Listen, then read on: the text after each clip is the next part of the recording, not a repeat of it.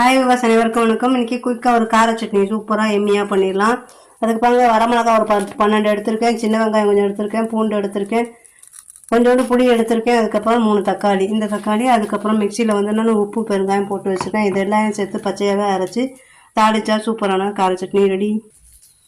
இப்போ பாருங்கள், சட்னி ரெடி ஆகிடுச்சு. இதில் வந்து நீங்கள் தண்ணியே ஊற்ற வேணாம், தக்காளியில் உள்ள சட்னியே போதும். இப்போ இந்த பக்கம் தாளித்து கொட்டிடலாம். சட்னியில் எண்ணெய் நல்லெண்ணெய் ஊற்றிருக்கேன், நல்லெண்ணெய் தான் இதுக்கு நல்லாயிருக்கும். அதனால் எண்ணெய் ஊற்றிருக்கேன். எண்ணெய் காய்ஞ்சதுக்கப்புறம் கடுகு போட்டுருவோம், அதுக்கப்புறம் கருவேப்பிலை போட்டுருவோம். கருவேப்பிலை போட்டு அந்த சட்னியை அப்படியே தாளித்து கொட்டிடலாம். பாருங்கள், ரோஸ்ட் வித் மினி ஊத்தாப்பம், இதோட இந்த கார சட்னி சூப்பராக இருக்கும். நீங்களும் இதே மாதிரி செஞ்சு ட்ரை பண்ணி பாருங்கள். இது வரைக்கும் ஃபஸ்ட் டைம் நீங்கள் பார்க்குறதா இருந்தால் சேனலை மறக்காமல் சப்ஸ்கிரைப் பண்ணி வச்சுக்கோங்க. பக்கத்தில் இருக்கிற பெல் ஐக்காமல் கிளிக் பண்ணி வச்சுக்கோங்க. நீங்களும் இதே மாதிரி செஞ்சு என்ஜாய் பண்ணுங்கள்.